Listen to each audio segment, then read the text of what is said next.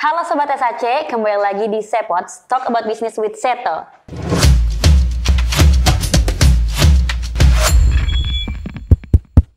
Oke, di video kali ini gue Ajeng Kalika. Di sini gue nggak sendiri, gue sudah bersama konsultan pajak yang cukup banyak banget nih pengalamannya. Boleh nih Mas untuk kenalin diri dulu ke sahabat-sahabat SAC. Baik, terima kasih sebelumnya Bu. Sama-sama. Ya, nama saya Sunanta, kebetulan profesi saya di konsultan pajak.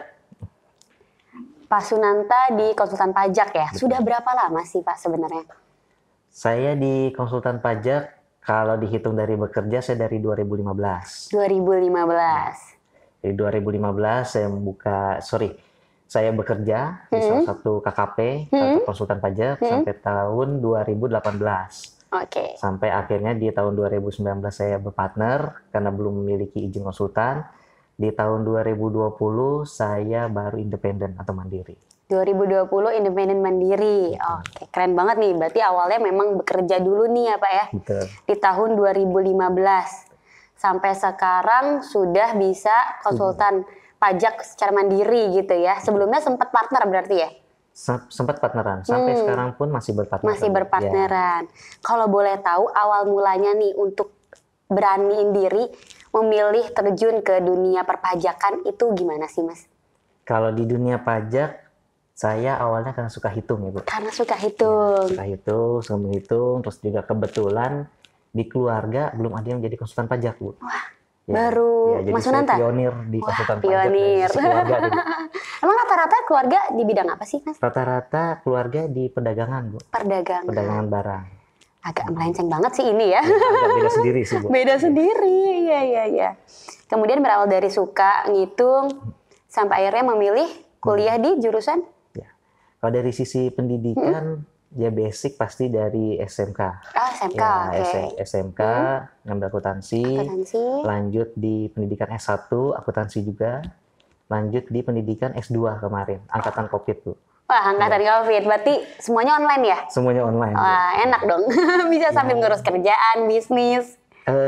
Positif negatif lah Bu. Positif negatif. Ya, mungkin tadi positifnya ya Bu, selain online mungkin buka 2 laptop, 1 kerjaan, 1 pendidikan, walaupun akhirnya nggak fokus jadinya. Iya, benar sih. Ya, tapi negatifnya susah komunikasinya Bu. Betul. Karena kan terpengaruh oleh sinyal ya Bu. Betul, tetaplah enakan onsite langsung ya, ketemu Pasti. secara langsung komunikasinya lebih baik lah dibanding Pasti, online ya. lebih baik offline lah Bu. Betul.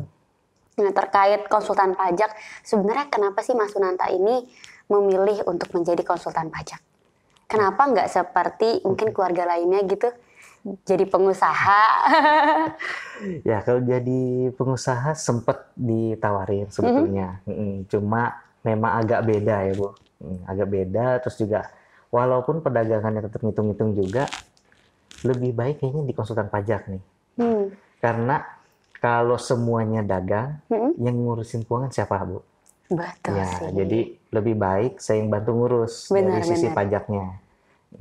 Nah karena kebetulan tadi saya sendirian, ya, saudara-saudara kan akhirnya bisa terbantu, teman-teman bisa dibantu. Malah ngebantu banyak orang ya Mas ya? Iya, menarik. Kemudian udah berapa lama sih Mas jadi konsultan pajak ini? Secara mandiri berarti ya? Kalau tadi kan kita hitungnya memang dari awal kerja. Betul. Kalau secara mandiri ini sudah berapa lama Mas? Kalau dari mandiri saya dari tahun 2020 Bu. Jadi dari tahun 2020 ya angkatan COVID lah Bu. Iya. Semenjak COVID ya. Jadi sebelum COVID itu saya sempat ngikutin ujian sertifikasi konsultan pajak. Jadi udah sertifikasi, baru saya berani independen Bu. Karena kan dari konsultan pajak juga udah diatur ya. Dari PMK 111 tahun 2014 mengatur tentang konsultan pajak harus bersertifikasi. Oke, maka dari itu Mas Sunanta memilih untuk sertifikasi terlebih dahulu gitu ya, baru siap untuk konsultan pajak secara mandiri ya. Betul. Berarti kurang lebih sudah 2 tahun ya? 2 tahun berjalan. Berarti sudah cukup lama lah ya 2 tahun ini menjalankan up and down-nya. Nah, boleh diceritain gak sih Mas struggle yang dialami selama 2 tahun ini menjadi tax consultant secara mandiri itu apa? Yang pasti agak syok juga ya Bu. Agak syok? Ya, karena baru mulai mandiri langsung ada COVID Bu. Oh iya, benar banget, benar. Tahun 2020 berarti ya? Iya. Jadi ada COVID ya agak down sih di situ. Agak downnya satu karena perusahaan-perusahaan pasti menahan diri untuk menambah pengeluaran. Betul, betul. Lagi berhemat semuanya. Betul. Jadi konsultan pajak ya udah kalau memang pun bekerja ya udah disupport aja dulu bahasanya. Gitu. Kayak gitu sih Bu, Kemudian, kalau dari sisi down-nya. Kalau dari sisi up-nya ya mungkin sekarang-sekarang ini Bu. Sekarang ini kan lagi banyak startup juga. Banyak-banyak startup, banyak-banyak UMKM baru, banyak-banyak perusahaan yang berkembang dan maju Bu. betul, betul, betul. Sekarang inilah Bu. Iya, dan semoga makin terus berkembang ya Mas ya. amin, Bu. Di tahun 2023 ini kan mau beralih nih ke tahun 2023, semoga lebih baik lagi Betul. gitu. Kemudian untuk kasus yang paling berkesan selama 2 tahun ini, apa tuh Mas, boleh diceritain gak tuh? Kalau kasus sebetulnya yang paling berkesan waktu selesaiin kasus sama partner di tahun 2019 sih Bu. 2019. Ya, di tahun 2019. Berarti tuh kondisinya masih dengan partner itu ya? Masih dengan partner. Oke. Ya. Jadi sama partner kita selesai satu kasus, dia kena surat pajak, sudah dapat hitungan juga dengan pajaknya sekian rupiah. Nah, berdasarkan data, segaris bawahi ya Bu, berdasarkan data yang ada karena pencatatannya rapi, kita bisa membela Bu.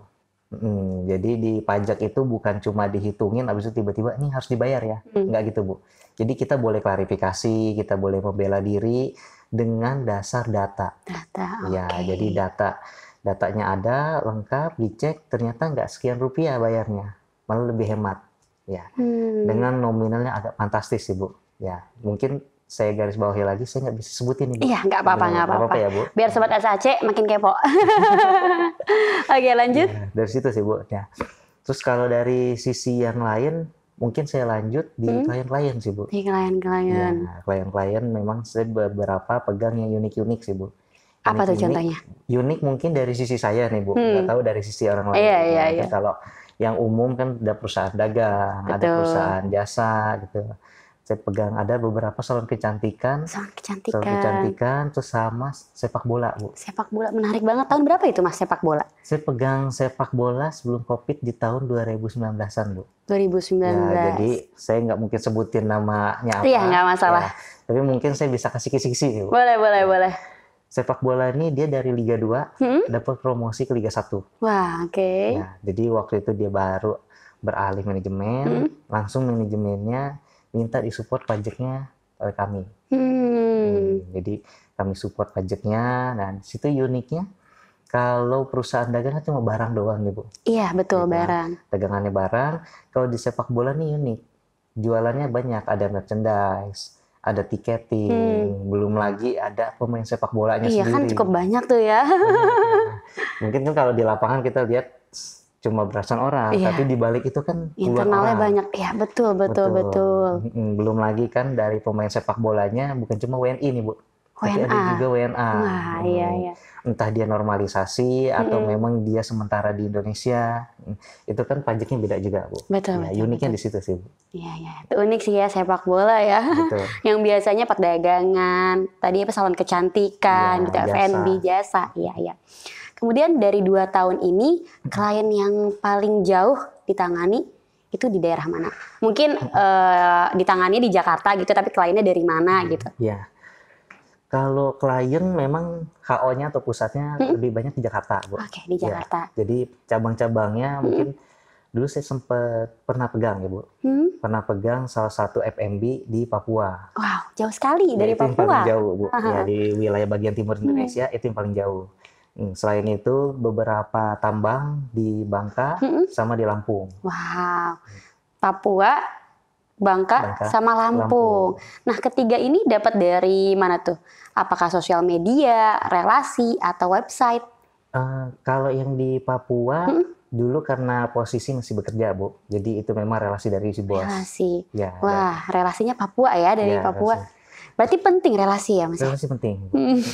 Pastilah Bu, relasi penting. Menjaga hubungan juga penting. Betul, betul, betul, betul. Dari relasi aja bisa dapat klien dari Papua. Betul. Gitu. Ya, jadi kalau yang lain saya lebih banyak dari website Bu. Website. Ya, jadi saya juga ikut di salah satu perusahaan jadi sebagai partnernya.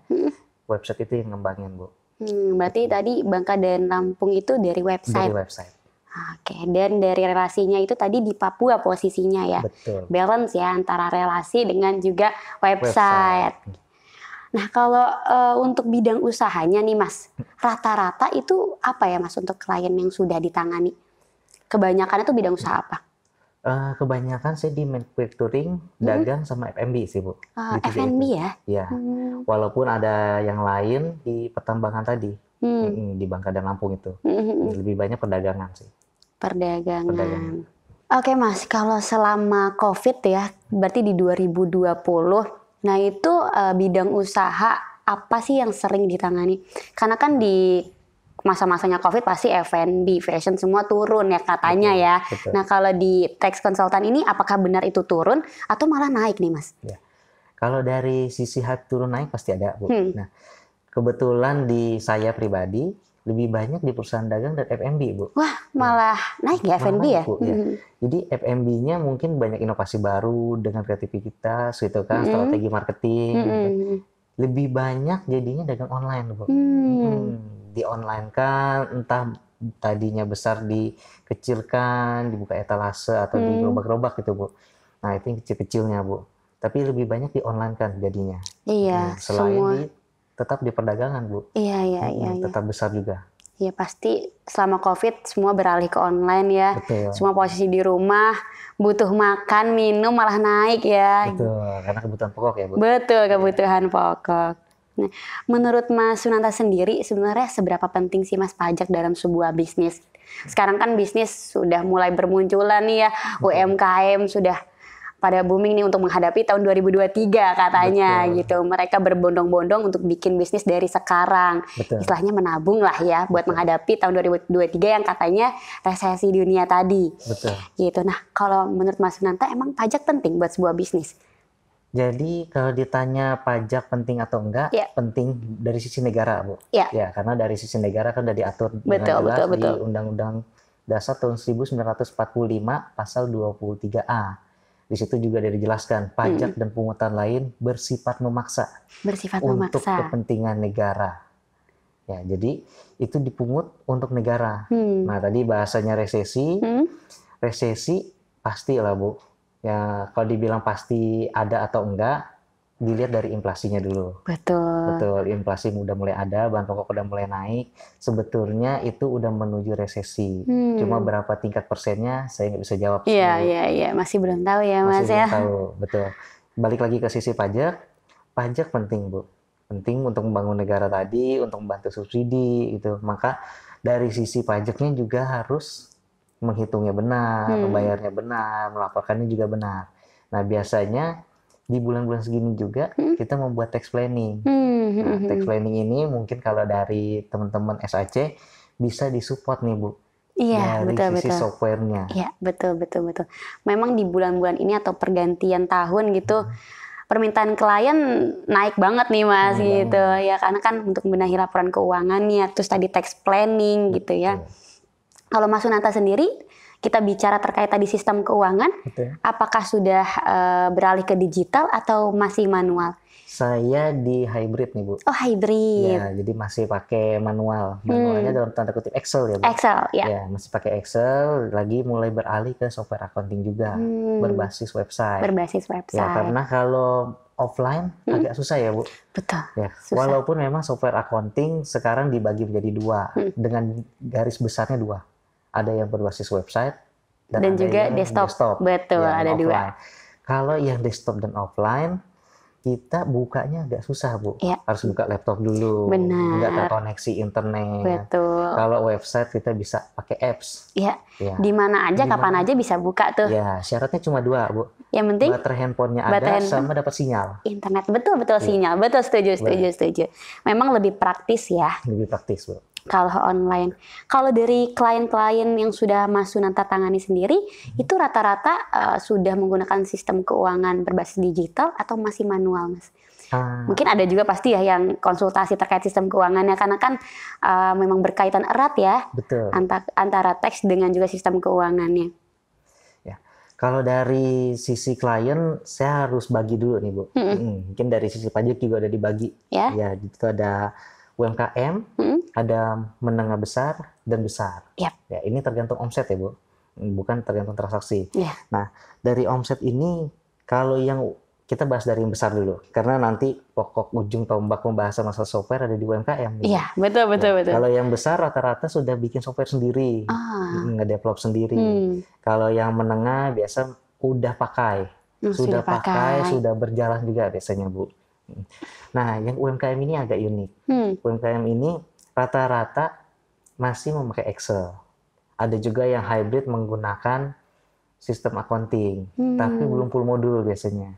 Nah, jadi nanti dari sisi full modul mungkin Ibu bisa bantu jelasin ya. Iya. Ya, yang terakhir, yang parah masih pencatatan manual, Bu. Wah, ada ya? Ada. Masih pakai tulis tangan. Betul. Nah, ini agak berat, Bu. Agak berat, iya. Ya, agak beratnya kalau masih tulis tangan, pakai Excel, atau tadi pakai software accounting tapi belum full modul, masih pakai seadanya, sebisanya, karena nggak ada yang bantu bimbing, kita buat text planning agak susah nih, Bu. Yang pertama tadi buat text planning di bulan-bulan sekarang, atau nanti di tahun depan, pada saat pelaporan SPT tahunan, Bu. Iya, itu juga suka naik tuh permintaan klien tuh. Betul, Bu. Oke, berarti memang terbagi menjadi 3 juga ya tadi golongan ya. Betul. Memang ada yang sudah nge-develop sendiri, kemudian emang sudah ada berjalan juga nih. Betul. Ada juga yang hybrid, bahkan ada juga yang masih menggunakan manual. Betul. Buku pembukuan manual gitu ya, bukan Excel malah. Betul. Ya memang sih, memang dari klien-klien SAC juga masih ada aja yang benar-benar manual pakai buku. Tapi jangan khawatir teman-teman, Seto Accurate Konsultan bisa membantu teman-teman untuk bisa menggunakan software Accurate dengan baik dan benar. Bahkan dari teman-teman yang mungkin belum tahu Accurate itu apa, kita bisa pandu hingga bisa menjadi seseorang yang mahir menggunakan Accurate gitu. Ini sekiranya mungkin klien-klien Pak Sunanta kebingungan nih, boleh dong diskusi sama saya nanti. Boleh. Biar dibantu. Karena kan berkaitan nih teks dengan sistem keuangan ya Pak ya. Dekat sekali, Bu. Dekat sekali, iya betul. Karena dari sistem accounting tadi, kalau Ibu bisa bantu-bantu klien saya juga, gitu kan, yang beralih mungkin dari manual, tulis tangan, atau Excel, atau mungkin yang butuh training nih, Bu. Iya. Ya, karena kan software accounting khususnya yang berbasis website ini ada trialnya nih, Bu. Sekian hari, selesai, mungkin beli dengan harga yang terjangkau nih, Bu. Udah dibeli, bingung nih, modulnya apa, kliknya yang mana dulu, langkah pertamanya seperti apa. Benar. Nah, mungkin nanti timnya Ibu bisa bantu di training ya, Bu? Bisa dong Sobat SAC, jangan khawatir, itu pasti bisa. Dari mulai penginputan data sampai dengan maintenance kita juga bisa. Oh, luar biasa, Bu. Luar biasa. Ya, karena kadang pada saat beralih dari manual ke software accounting, yang capek itu nginputnya, Bu. Benar, penginputannya itu yang Penginputannya. kalau ada salah sedikit aja itu bahaya banget itu. Betul, apalagi kan kalau datanya mungkin lengkap, tapi banyak, Bu. Iya, benar. Agak repot ya itu. Oh, jadi tim Ibu juga bisa bantu di sini. Bisa dong, ya, bisa. Buat Sobat SAC nih yang butuh bantuan untuk penginputan dan juga sampai dengan maintenance, itu bisa banget dibantu sama Seto Accurate Konsultan.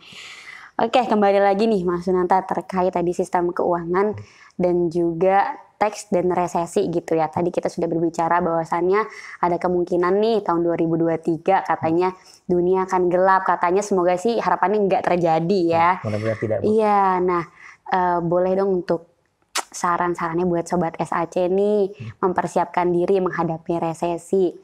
Dari sisi teks konsultan harus bagaimana sih? Gitu, entah dari sistem keuangannya harus dirapikan, kemudian kita harus lebih berhemat dan lain-lainnya. Boleh dibantu sampaikan? Ya. Mungkin saya bahas dari sisi pajaknya dulu ya, teman-teman. Boleh. Dari sisi pajak yang pasti, jika sudah menjalankan usaha UMKM berkembang atau maju, ya silakan menggunakan tax planning di saat-saat ini sebelum ganti tahun menjadi tahun 2023. Jadi tax planningnya dimatangkan, dicek lagi transaksinya, jangan sampai ada yang salah potong pajaknya, jangan lupa juga yang perlu dibayarkan. Betul. Gitu. Nah, kemudian dari sisi keuangan yang pasti sobat-sobat UMKM harus cek arus kasnya. Nah, arus kas ini dicek apakah sehat atau tidak. Nah, cek sehat atau tidaknya mungkin lebih mudah menggunakan software. Nah, karena di dalam software itu ada menu arus kas. Nah, arus kasnya bisa dicek apakah minus atau positif. Kalau ngitung manual bisa juga menggunakan Excel dengan berbagai rumus yang ada di Google sebetulnya. Jadi software lebih mempermudah. Iya. Ya, terakhir dari sisi software juga pasti membantu untuk tax planning ke depan di tahun 2023, betul. mempersiapkan diri untuk di tahun 2023. Juga untuk berbenah diri nih. Berbenah diri. Jadi catatannya masih mohon maaf manual atau yang agak berantakan atau yang belum terkendali, masih bingung, belum terkontrol, bisa juga. Ya, dari sekarang mulai di tahun untuk mempersiapkan tahun 2023. Betul. Karena kalau udah pakai software, Bu, ngambil putusannya lebih valid. Oh, lebih valid ya, Pak ya. Jadi persentasenya mungkin lebih naik. Harusnya kalau pakai catatan manual 50% ragu. Mungkin kalau udah pakai software accounting, ngambil putusannya naik. Jadi 99%. Lebih cepat juga ya. Oke. Terkait sistem keuangan, menurut Mas Sunanta penting nggak dalam sebuah bisnis? Penting, Bu. Jadi seperti yang tadi saya bilang juga, penting. Pentingnya satu, untuk mengetahui posisi keuangan saat ini. Posting juga untuk mengetahui arus kas saat ini juga. Arus kas, iya. Ya, karena dua hal ini nanti untuk mengambil keputusan. Dari keputusan ini nanti bisa dicek lagi strategi apa yang mau diambil. Strategi dari sisi pengeluarannya atau dari budget untuk marketing. Nah, itu kan nanti dari laporan keuangan semua, Bu. Betul. Seperti itu, Bu. Berarti penting ya sistem keuangan dalam sebuah bisnis ya, Mas ya. Betul, Bu. Ngaruhnya banyak nih ya untuk bikin strategi juga ke depannya. Dan terakhir nih Mas, boleh dong sedikit pesannya untuk sobat-sobat SAC yang mungkin mau terjun ke dunia perpajakan. Tahapannya seperti apa atau mungkin pesannya harus bagaimana sih Mas untuk bisa menjadi seorang tax consultant seperti Mas Sunanta? Ya, baik. Saran untuk teman-teman sobat SAC yang mau menjadi konsultan pajak, yang pertama harus ngikutin perkembangan peraturan perpajakan dulu di Indonesia. Karena peraturan perpajakan di Indonesia bukan cuma dibikin tahun ini, berlaku 5 tahun. Tapi ada di tengah-tengahnya peraturan-peraturan baru yang untuk mendukung peraturan yang dibuat saat ini. Ya contoh waktu COVID di tahun 2020-2021, itu banyak aturan yang keluar 3 bulan sekali, 4 bulan sekali. Nah, itu harus update berubah terus. Benar-benar. Itu yang pertama. Jadi harus diupdate dulu tentang peraturannya. Yang kedua, teman-teman SAC harus menyelesaikan pendidikan S1 untuk mendapatkan sertifikasi konsultan pajak. Ya, kalau enggak, teman-teman harus berpartner dengan yang punya izin konsultan. Yang terakhir pasti relasi. Relasi penting ya. Relasi penting, Bu. Jadi relasi diperluas, dijaga juga relasinya. Seperti itu. Jadi pesannya nih yang pertama harus memperluas relasi. Terus yang kedua jangan lupa nih selesaikan S1-nya ya. Betul. Atau enggak bisa selain menyelesaikan juga bisa berpartner gitu ya. Betul. Jadi kalau belum ada sertifikasi, bisa dibantu dengan? Bisa berpartner dengan yang udah punya izin konsultan. Gitu jadi teman-teman. Kalau bisa selesaiin dulu nih S1-nya ya. Betul. Biar bisa mandiri dan biar bisa mandiri ya kayak Mas Sunanta ini. Betul. Kemudian yang ketiga harus selalu update terkait peraturan perpajakan di Indonesia ya. Betul. Gitu teman-teman. Jadi buat teman-teman yang mau terjun ke dunia perpajakan, jangan lupa perhatikan ketiga poin tadi ya Mas Sunanta. Dan buat Mas Sunanta, terima kasih banyak nih untuk waktunya sudah mau berdiskusi dengan saya dan sobat-sobat SAC. Semoga kita bisa berdiskusi lagi di lain kesempatan ya Mas ya. Dan untuk sobat SAC, semoga video ini bermanfaat. Jangan lupa di like, comment, sama di subscribe, and see you in the next video.